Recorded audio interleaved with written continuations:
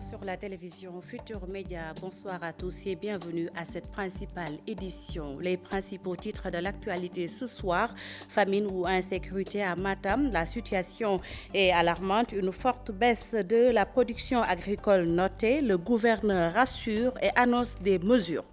Parcelles Assainies, toujours à la recherche du liquide précieux.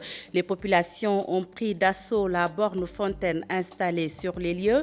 Elles dénoncent cette situation qui commence à durer selon elles. Après la démission de Mame Mbaye Niang, le personnel du Programme national des domaines agricoles continue les activités. Le point focal du PRODAC évoque l'irresponsabilité de Mame Mbaye Niang, justement une décision qui risque de coûter cher à l'APR. Momar Seyni Ndiaye nous décortique la situation. En sport, victoire des Lions de la Teranga face à la Corée du Sud en match amical. Score final 2-0. Voilà les principaux titres. Le développement, c'est tout de suite.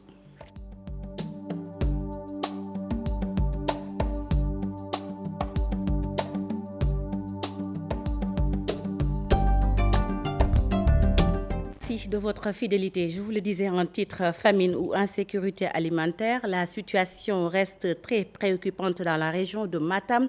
Les populations et le cheptel subissent les conséquences de la baisse des productions agricoles. Agriculteurs et éleveurs crient leur désarroi. Correspondant signé Ali Bandelniang. Famine ou insécurité alimentaire, la qualification est moins importante pour aborder la situation très difficile en ce moment dans la région de Matam. Avec la chute des productions agricoles de cette année, la couverture céréalière en a pris un sacré coup. Conséquence, une situation inédite qui prévaut en ce moment à Matam. Assurer le petit déjeuner, le déjeuner et le dîner, mais ce n'est pas donné à n'importe qui aujourd'hui ici. Toute cette zone-là, de Kobilo, Bokidjabe, vous avez vu vous-même. Aujourd'hui, le peu qu'on a, c'est juste essayer de rassembler, cormater de gauche à droite. Mais nous sommes affamés. Nous vivons la famine. Il ne faut pas hésiter, il ne faut pas avoir peur des mots. Ici, il y a véritablement la famine. On mange une seule fois par jour ici.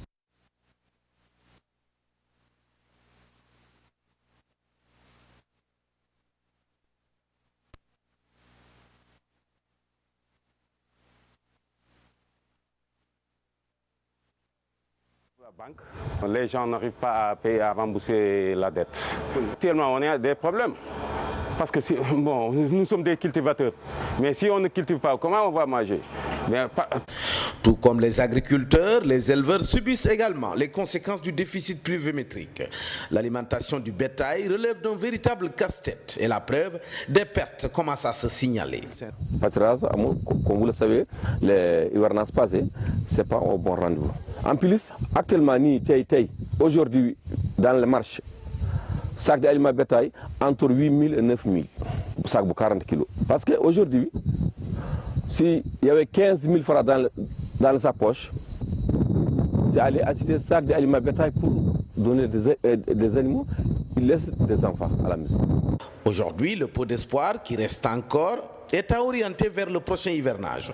Les populations de Matam profitent de toutes les occasions, prier le ciel pour une saison pluvieuse.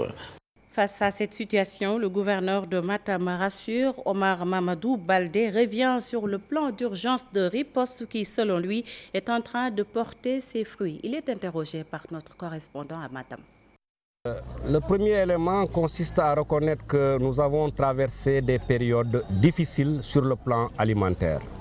Comme nous l'avons indiqué, nous avons eu une saison 2017 particulièrement difficile. Et cela a impacté sur la situation alimentaire de certaines de nos populations. Donc je confirme que nous avons traversé des périodes difficiles pour certaines localités dans la région de Matam. Suite au constat de cette situation difficile, l'État n'est pas resté les bras croisés. Nous avons d'abord évalué la situation en son temps et nous en avons informé l'autorité. Je puis vous assurer que c'est le chef de l'État en personne qui a donné les instructions pour assister les populations et également mettre en œuvre le plan d'urgence que nous avions arrêté. Ce plan d'urgence nous avait permis de conduire une campagne de contre-saison aujourd'hui qui donne ses fruits, mais à côté de cela, il y a eu des appuis sociaux à travers donc, le programme alimentaire mondial, mais également à travers le Conseil national de la sécurité alimentaire. Nos populations ont été assistées en riz, mais également en argent à travers des transferts financiers. Je dois confirmer que le bétail traverse une situation difficile. Difficile parce que nous n'avons pas eu de pâturage cette année, difficile parce que les mares se sont taries très vite, difficile parce que l'accès à l'aliment bétail n'est pas pour tout le monde. Mais là aussi, les pouvoirs publics ne sont pas restés les bras croisés. Manque d'eau dans certaines localités de la capitale sénégalaise, des bornes fontaines installées dans les quartiers comme les Parcelles Assainies. Justement, aux Parcelles Assainies, les populations sont toujours à la recherche du liquide précieux. Reportage signé Pape Faraning, Thierno Laurent Mendy. Des charrettes, une voiture pick-up remplie de bidons, des femmes bassinent à la tête. Ces images font désormais partie du décor aux Parcelles Assainies. Hommes et femmes autour de 3 bornes fontaines pour s'approvisionner gratuitement en eau. Les agents de la SONES ont installé ces 3 bornes fontaines pour permettre aux populations de se ravitailler gratuitement en eau potable.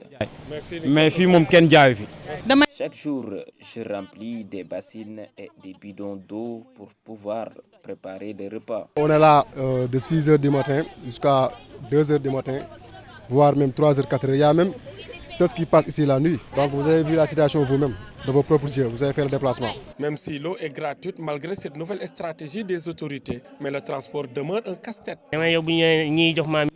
Je transporte ces bidons à 1000 francs et 1500 parfois. Je fais 10 à 15 tours par jour.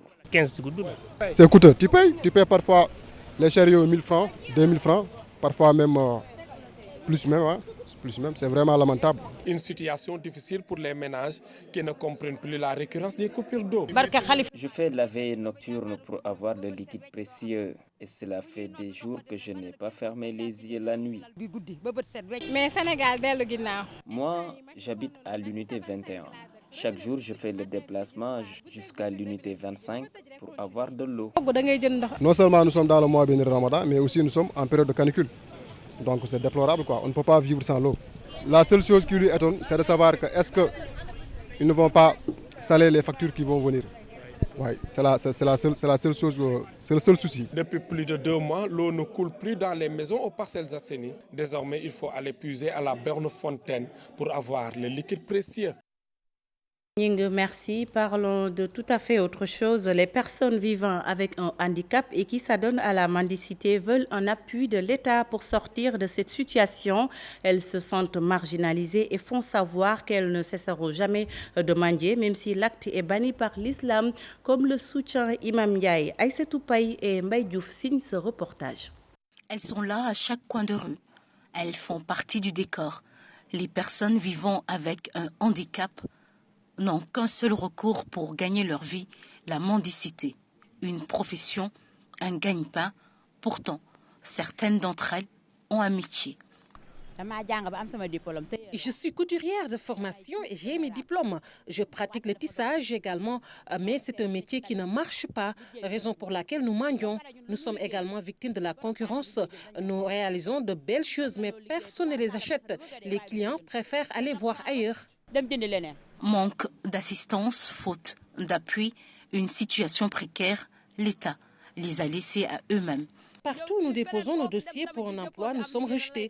Le métier de receveur, les handicapés sont aptes à le faire. Pourquoi nous ne sommes pas recrutés? Nous sommes exclus de la société. Nous n'avons pas des équipements adéquats dans certains services. Rien n'est prévu pour faciliter notre insertion. C'est compliqué. Une politique d'encadrement de ces personnes vivant avec un handicap, la solution à l'éradication de toute forme de mendicité. Si on appliquait, n'est-ce pas, la loi d'orientation sociale, beaucoup de problèmes que les personnes handicapées rencontreraient trouveraient aujourd'hui une solution. Cette pratique, même si elle est accompagnée et structurée, est bannie par l'islam. La mendicité est une pratique formellement interdite par l'islam sur toutes ses formes, n'est-ce pas? Elle n'est seulement permise qu'en cas d'extrême nécessité, et même là on ne l'appelle même pas mendicité, mais plutôt assistance. C'est une pratique non seulement qui porte atteinte à la dignité de l'homme, n'est-ce pas, mais aussi elle régresse un pays sur le plan économique. Autrefois, la mendicité était instaurée dans les daras dans le seul but d'inculquer aux apprenants des valeurs telles que la modestie, la tolérance, n'est-ce pas, la solidarité. Mais aujourd'hui, malheureusement, elle est faite dans notre pays comme un métier, une profession, ce que l'islam n'apprécie guère. La question qui se pose, quelle est leur véritable place dans notre société sénégalaise? Et c'est tout pays, merci. Et puis parlons de cet accident sur la route de Nimzat à Gandou, à 16 km de Saint-Louis. Un minicar a percuté une moto vers 6 h du matin. Récit signé Ousseynou Diop, notre correspondant à Saint-Louis. L'accident a eu lieu vers 6 h du matin à Gandon, situé à 16 km de la ville de Saint-Louis. Un minicar immatriculé FK4138A qui transportait les membres de la fondation Chernan Chersadbou de Guédiawaye a heurté sur la route un conducteur de moto qui a rendu l'âme sur place. Il a fallu 2 tours d'horloge pour les sapeurs-pompiers pour déplacer son corps. L'accident a aussi fait 13 blessés, dont 6 graves, évacués d'urgence à l'hôpital régional de Saint-Louis. Ces genres d'accidents sont très fréquents sur ce virage jugé très dangereux par les chauffeurs. A rappeler que c'est ici où le musicien Khaban Thiam avait perdu la vie il y a quelques mois. Le corps du jeune Pape Samba Diallo, né en 1985, a été transporté à l'hôpital régional. Sur place, les chauffeurs appellent leurs collègues à plus de prudence sur la route de Nimjat. Je vous le disais en titre, après la démission de Mame Mbaye Niang, le personnel du Programme national des domaines agricoles continue toujours ses activités. Abdou Souley, qui dira point focal du PRODAC, évoque l'irresponsabilité du ministre Mame Mbaye Niang, compte rendu signé Cheikh Diop Dembandao. Début de semaine ordinaire, dans cet immeuble qui abrite le siège du Programme national des domaines agricoles, ici, les employés votent à leurs occupations. La démission de leur ancien patron ne semble pas les avoir impactés. La démission n'est intervenue qu'hier, et même s'il devait y avoir effet, ça ne fait que 24 heures. Donc on ne peut pas considérer qu'il y a effet. On ne sait pas ce que l'avenir nous réserve, mais il ne peut pas y avoir d'effet tout de suite. Malgré son départ du ministère de la Jeunesse il y a 8 mois, le ministre Mame Mbaye Niang, cité dans un scandale de détournement de deniers publics, peut compter sur le soutien de ses ex-collaborateurs. Un ministre n'est pas détourné parce qu'il n'est pas signataire, il n'est pas administrateur de crédit, comme on le dit souvent. Donc citer Mame Mbaye Niang comme avoir détourné 5 milliards, ce n'est pas vrai. Même si sa supposée démission suscite un tollé, notre interlocuteur pense que Mame Mbaye Niang est dans ses droits. Il a ses raisons. Il n'a pas eu de raison de convenance personnelle. Il faut qu'on lui concède ses raisons, que ce sont ses raisons à lui. Au PRODAC, ses agents ont encore en mémoire le passage de leur ancien ministre. Avant son affectation au département du tourisme, ils sont parmi ceux qui souhaitent le retour de Mame Mbaye Niang dans le gouvernement. Restons avec la démission de Mame Mbaye Niang du gouvernement. Mamour Cissé demande au procureur d'aller jusqu'au bout de cette affaire. Mamour Cissé du PSD Djantoubi est interrogé par Salif Sow, notre correspondant à Dakar. Je ne suis pas d'accord. Il a été aidé à démissionner. Il a été contraint à la démission. Suite, pour nous éclairer, je souhaite que le procureur de la République puisse s'autosaisir pour nous permettre d'avoir toutes les informations fiables. On parle de tension de trésorerie. Le ministre de l'économie et des finances est monté au créneau avant-hier pour nous dire qu'il n'en était absolument rien. Mais pour éclairer notre lanterne, je pense qu'il y avait une exigence aujourd'hui au niveau de l'Assemblée nationale qu'une commission d'enquête soit créée. D'abord, la responsabilité de ces dirigeants qui n'ont de Sénégalais que la couleur de leur peau, mais antipatriotiques. Parce que dans ce contexte aujourd'hui de paupérisation, de difficulté à trouver un emploi, au lieu d'augmenter cette part-là pour ces concessionnaires-là, revenir là-dessus pour leur donner 7 francs est un crime. De l'autre côté, l'État du Sénégal enclin s'est précipité pour signer aujourd'hui la concession de 15 ans à Sonatel. S'ils ne reviennent pas dessus, je demande au peuple sénégalais de boycotter la Sonatel. Moi, si c'est avéré Voilà les révélations de l'inspection générale des finances sur la gestion du PRODAC fait l'actualité ces derniers jours. Nous nous sommes intéressés au contenu du rapport publié par le quotidien Libération. Dans le document, on parle de malversation notée au sein du programme. Les détails avec Al-Hassan Ba. L'affaire est sur toutes les lèvres, que dit le rapport de l'IGF. Selon des informations relayées par le quotidien Libération, des malversations présumées sont notées au sein du PRODAC, détournement de deniers publics, surfacturation, dépenses irrégulières et marché de gré à gré. Au départ, la société israélienne Green 2000, chargée de l'étude et l'aménagement des DAC de CFA, Kermomarsar, Sambakan et Itato, bénéficie d'un marché par entente directe. Le rapport parle d'une escroquerie sur les deniers publics d'un montant de 517 864 401 francs CFA. Selon toujours les extraits du document publié par le journal, la société TIDA a bénéficié d'un marché du PRODAC pour la prise en charge des aspiliers au transit. L'IGF révèle que TIDA a été monté le 10 février 2015 avant de bénéficier du contrat à la date du 23 janvier 2017. Selon les vérificateurs, son manque d'expérience pousse la société TIDA à contracter à son tour avec l'État, une société de transit spécialisée pour l'exécution, mais avec de fausses factures, au nom de TIDA. L'escroquerie, selon la source, est évaluée à 541 millions de francs CFA. Green 2000 bénéficie de la validation de paiement de la 4e tranche, évaluée à 1,254 milliard de francs CFA. Même faveur obtenue lors de la validation de paiement de l'avance de démarrage avant la notification et l'enregistrement du contrat. Elle obtient aussi la validation des 3 premières tranches, évaluée à 3,7 milliards de francs CFA, le tout sans versement de la caution exigée, ni contrôle préalable.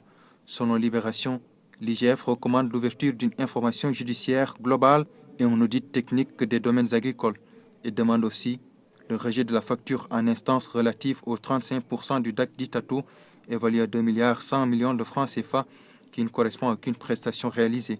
Pour rappel, ce programme est estimé à 29,6 milliards de francs CFA et a démarré avec 4 DAC. Hassan Ba, démission de Mame Mbaye Niang du gouvernement, toujours une décision qui risque de coûter cher à l'APR. Pour Momar Seyni Ndiaye, cet acte peut être également lié au malentendu noté entre certains membres du parti, l'absence de structuration de l'APR, entre autres causes de cette fissure. Aminata Mbarissow, Gervais Yao signe le reportage. Le ministre du Tourisme qui démissionne du gouvernement, un acte qui cache mal la discorde au sein du parti présidentiel. Momar Seyni Ndiaye donne son avis sur la situation de l'APR. Avant sa démission, pour le moins inattendue, il y avait eu des passes d'armes entre certains dirigeants de l'APR, relayés directement dans la presse, qui donne l'impression qu'il y a une sorte de charivari terrible au sein de ce parti. Pour l'analyste politique, le contexte n'est pas du tout approprié. Le chef de l'État, en même temps chef du parti politique, a plutôt besoin d'une équipe soudée pour affronter la tension sociale et engager la campagne pour l'élection présidentielle 2019. Quand un président de la République vient de sortir de cette fournaise sociale constituée par des grèves, par une tension sociale terrible, et que son parti n'arrive pas à se stabiliser, au contraire, donne l'image d'une formation politique, véritable champ clos de bataille et de positionnement interne, cela ne va pas dans le sens de l'intérêt du président de la République. La guéguerre au sein de l'APR se manifeste par des propos souvent discordants entre les différents membres. Momar Seyni Ndiaye appelle le chef du parti à agir. On a vu carrément des dirigeants manifester leur défiance, non seulement à l'égard du parti, de la majorité, même dans une certaine mesure à l'égard du président de la République. Et je pense que s'il n'y a pas eu de sanctions jusqu'à présent, c'est que le parti doit être plongé dans une sorte d'inertie, ou alors probablement ces gens sont tellement importants que le président du parti préfère appeler au calme rafistolé pour éviter un éboulement généralisé. Il ajoute qu'à défaut de cela, le parti au pouvoir risque de payer les dégâts de cette division à 7 mois de la présidentielle. Aminata Mbarisso, merci. Et puis le leader du grand parti persiste et signe. Selon Malik Gakou, les caisses de l'État sont bel et bien vides. Il évoque ainsi le non-paiement de la dette intérieure et parle même de faillite du gouvernement. Il est interrogé par Abdourahmane Diallo, notre correspondant à Mbour. Mais je n'ai pas besoin de démontrer, encore une fois, que l'État a des difficultés. Mais si on est les rues de Fatick, pour voir le nombre de chantiers inachevés. Pourquoi ces chantiers sont inachevés? Puisque l'État a une dette intérieure de plus de 400 milliards. Tout le monde sait qu'aujourd'hui, notre pays a un taux d'endettement qui avoisine les 6 600 milliards de francs CFA. Nonobstant l'eurobond qui a été contracté récemment à Paris, tout le monde sait que les caisses de l'État sont vides. C'est une lapalissade que de le dire. Mais si l'État a de l'argent, mais l'État n'a qu'à payer ses dettes. Si l'État a de l'argent, mais pourquoi l'argent est gardé quelque part? Non, l'État est en faillite. Et ça, tout le monde le sait. Il sait bien que le PSE a échoué. Monsieur le ministre de l'économie et des finances dit que les caisses de l'État sont remplies. Et puis, tension à la trésorerie sénégalaise, un débat qui risque de coûter cher au Sénégal. Selon le financier Moustapha Sow, ancien de la Banque islamique, ce débat peut beaucoup porter préjudice à l'État du Sénégal sur sa solvabilité. Il est interrogé par Ibrahim Diamé, notre correspondant dans le Saloum. J'ai souvent l'habitude de dire que les deux points qu'on ne doit pas discuter publiquement, c'est la sécurité d'un pays et la situation financière d'un pays, pour deux raisons. Mais là où on doit inviter les Sénégalais à se taire sur ce sujet, c'est que le Sénégal, je le disais tout à l'heure, est rentré dans une phase différente. La plupart de ce qu'on consomme dans le budget, c'est dans le marché financier international. Et qui connaît comment ce marché financier, que ce soit le Londres de New York, parce que c'est là où on a levé les 2 milliards de dollars qui ont été levés, comprennent que ces marchés-là ont une façon de fonctionner et que ces marchés-là aujourd'hui détestent deux choses, l'incertitude et les rumeurs. Et ces rumeurs-là et cette incertitude-là peut nous-mêmes nous coûter plus. Encore une fois, ne serait-ce que pour ça, j'invite encore les Sénégalais, que ce soit l'opposition et l'État, à taire ce débat-là. Parce que connaissant en tout cas comment le marché financier international fonctionne, je peux vous assurer qu'on est en train de se tirer une balle dans le pied. Et je pense qu'aujourd'hui, la seule chose qui peut faire aujourd'hui qu'on puisse se retrouver dans la situation qu'un pays comme Mozambique s'est retrouvé, c'est effectivement ce type de débat-là. Le projet de loi portant modification voté en procédure d'urgence par l'Assemblée nationale ce mardi, annonce faite par le président Macky Sall, qui a reçu aujourd'hui les membres de la commission ad hoc dirigée par l'ambassadeur Seydou Nourouba. La caution présidentielle, par ailleurs, fixée à 30 millions de nos francs au lieu de 60 millions de francs CFA. Nous y reviendrons dans nos prochaines éditions. Et puis, Marmite du Cœur transformée en réunion politique dans une structure sanitaire de Rufisque, une situation qui irrite les accompagnants des malades. Il dénonce et interpelle le médecin-chef Ousseynou Thiam Ahmadou Bamba Samb. Une marmite de cœur au relent politique dans une structure sanitaire, ça se passe à Rufisque, au district. Une attitude vivement déplorée par les accompagnants, visiblement courroucés par ce vacarme. Nous déplorons cela car nous sommes dans un établissement sanitaire. Nous sommes venus rendre visite à nos malades. Donc nous avons constaté que vraiment il y a ce bruit, ce vacarme énorme ici. Donc des gens qui sont malades, des femmes qui accouchent. S'il faut aider des gens, on peut le faire, mais avec la manière. Ils devaient rester dehors et faire leur marmite du cœur, mais rester dans le centre de santé et faire du bruit, alors qu'il y a des malades ici. Donc vraiment, c'est un acte déplorable. Des accompagnants très en colère qui n'ont pas manqué d'interpeller le maître du lieu afin que de telles manifestations ne se tiennent plus à côté des personnes qui souffrent. Nous condamnons cela à sa juste mesure. Donc nous disons à Dr Thiam qu'il n'a pas de son ressort en tant que médecin chef du district de faire de la politique ou de s'immiscer dans des actions politiques. Ce n'est pas de son ressort. Donc nous appelons à vraiment qu'il se résiste et de voir les choses de manière plus claire. A précisé que c'est l'épouse du garde des Sceaux, ministre de la Justice, qui organisait cette marmite de cœur, une manière de soutenir politiquement son mari. Ousseynou Thiam, merci. Et puis à Thiès, plus de 7 milliards de francs CFA, c'est le fonds de péréquation et d'appui destiné aux collectivités locales impactées par les industries minières. Ces revenus issus du secteur minier ne sont toujours pas versés. La coalition publie ce que vous payez et les collectivités locales comme Taïba Ndiaye, Mboro, Ngoundiane, Chérif Lo, Diogo lancent un plaidoyer. Correspondant signé Cheikh Anta Diop Seylatir. Les revenus issus du secteur minier ne sont toujours pas versés aux communautés locales impactées. La coalition publie ce que vous payez. Les collectivités locales de Ngoundiane, Taïba Ndiaye, Mboro, Diogo ont jugé utile d'alerter l'État pour que ces fonds puissent être redistribués. Le décret a été pris en 2009. C'est 20% des redevances et des droits fixes. Le montant total de ces fonds, l'arrêté qui a été publié, couvre de 2010 à 2015. C'est un arrêté qui couvre 6 ans. C'est 38 milliards qui ont été collectés par l'État dans le cadre des redevances et des droits fixes. Mais sur ces 38 milliards, 20% doivent revenir aux collectivités. 7 milliards 640 millions 894 432 francs. Mais à répartir à 599 collectivités territoriales. Voilà ce qui justifie cette campagne. Le décret a été pris, mais l'arrêté tarde à être publié. Une entreprise qui fait 100 milliards de chiffre d'affaires doit reverser 500 millions à la collectivité ou aux collectivités impactées. Et je vais donner l'exemple des ICS qui ont fait 159 milliards en 2016. La région de Thiès a contribué pour 40 milliards de francs CFA sur les 116 milliards perçus par l'État. Le maire de Taïba Ndiaye, pour lui, sa commune abrite plusieurs industries minières et que malgré le dynamisme de ce secteur, on note encore une faible prise en charge de la demande sociale dans les zones d'exploitation. Il est injuste que les zones, les communes, les populations qui vivent les difficultés ne reçoivent pas la plus grande part. Thiès a été le point de départ, un comité de suivi mis sur pied pour que ces fonds puissent être utilisés au profit des populations surtout impactées.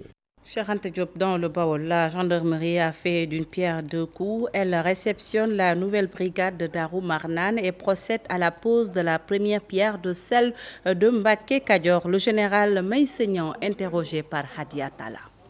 Poste de gendarmerie de Darou Marnane, dont nous venons de procéder à l'inauguration ce matin, est le premier jalon de notre redéfinition méthodique de la carte du maillage territorial de la gendarmerie nationale pour ce qui concerne la région administrative de Louga.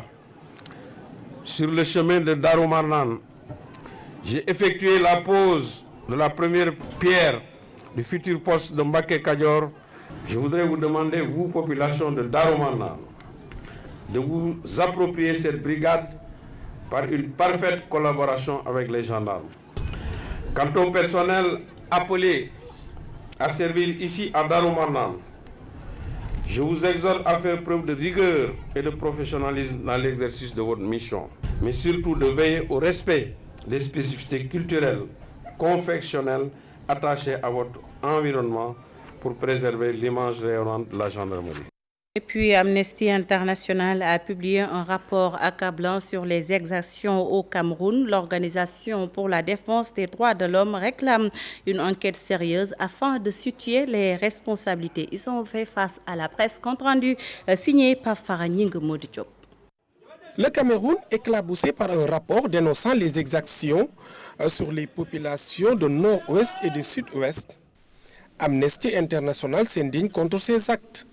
La population civile est fait l'objet de prises entre deux feux, à la fois attaquée par des séparatistes armés qui ciblent principalement des forces de sécurité, mais aussi des citoyens ordinaires, que ce soit des enseignants, des élèves, des chefs de village ou simplement des personnes qui ne veulent pas épouser leur cause.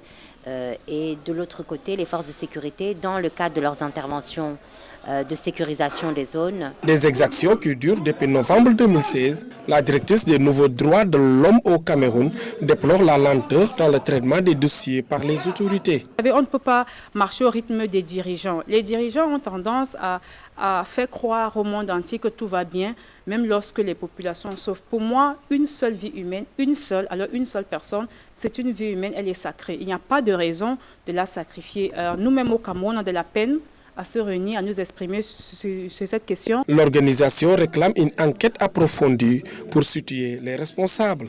Nous avons documenté avec des dates précises, des lieux précis ces cas-là, et donc il est important que des investigations soient menées, que les responsables soient traduits en justice, et il est important aussi que les partenaires internationaux soutiennent évidemment le Cameroun dans ce travail de lutte contre l'impunité, de veiller à ce que ces opérations se fassent dans le respect des droits humains. Face à cette crise qui secoue deux régions du Cameroun, Amnesty International exige la préservation des vies humaines et une réaction rapide des autorités camerounaises. Sport pour parler de nos Lions. Les Lions du Sénégal se sont imposés devant la Corée du Sud en match amical. Score final 2-0 avec un but de Moussa Konaté sur penalty en 5 matchs de préparation pour le mondial. L'équipe du Sénégal a obtenu 3 matchs nuls, une défaite et une victoire avant de rallier la Russie. Justement, ce match a été joué en huis clos et c'est une bonne option. Le chroniqueur sport Salif Diallo parle d'une stratégie qui peut porter ses fruits contre la Pologne. L'entraîneur de Thiès FC, Abdou Karim Mané, lui également n'y voit pas d'inconvénient. Maïmouna Ndiaye, Thierno Laurent Mendy signe ce reportage. Regardez. Sénégal, Corée du Sud, le dernier match de préparation du Mondial 2018 des Lions s'est déroulé en huis clos. Un choix de multiples interprétations et interrogations. C'est la méthode maintenant. Tout le monde emploie des émissaires, envoie des émissaires pour superviser l'adversaire du jour, pour savoir quelle stratégie il adopte, quel est son dispositif, quelle est son organisation, quelles sont les individualités marquantes. Là, ça va te permettre, n'est-ce pas, de pouvoir déjouer le plan de l'adversaire. Un huis clos pour garder secret ses stratégies et surprendre le prochain adversaire au mondial. Qui a presque gardé son ossature du mondial de 2014 avec des cadors comme Manuel Neuer, Toni Kroos, Thomas Müller et le même sélectionneur Joachim Löw. Autre pays qui fait dans la continuité dans sa sélection, c'est le Mexique. 8e de finaliste en 2014, les Mexicains vont participer pour la 16e fois à la Coupe du Monde et ambitionnent d'accéder au quart de finale, plus atteint depuis 1986 à domicile. Pour y parvenir, il compte sur Irving Lozano et surtout l'expérimenté Javier Hernandez Chicharito. La Suède, elle, signe son retour après avoir manqué les 2 dernières éditions. En plein renouveau, après la retraite internationale de Zlatan Ibrahimovic, la Suède s'appuie sur de jeunes talents comme Forsberg pour passer au moins le premier tour. C'est la 12e participation au mondial de la Suède. La Corée du Sud, qui en est à sa 10e participation, veut faire mieux que sa dernière Coupe du Monde, terminée sans victoire. C'était en 2014 au Brésil. Même si égaler leur meilleure performance, une demi-finale en 2002, semble improbable, les Coréens vont jouer les troubles fêtes en Russie. Le déroutant attaquant des Tottenham Hotspurs, Son, sera leur fer de lance. Pape Doulaïder, merci. C'est la fin de cette édition. Merci de nous avoir suivis. Retrouvez Pape Cheikh Diallo dans le quartier général avec son équipe. Merci de votre fidélité. Bonne suite des programmes sur la télévision Futur Média. Bonsoir.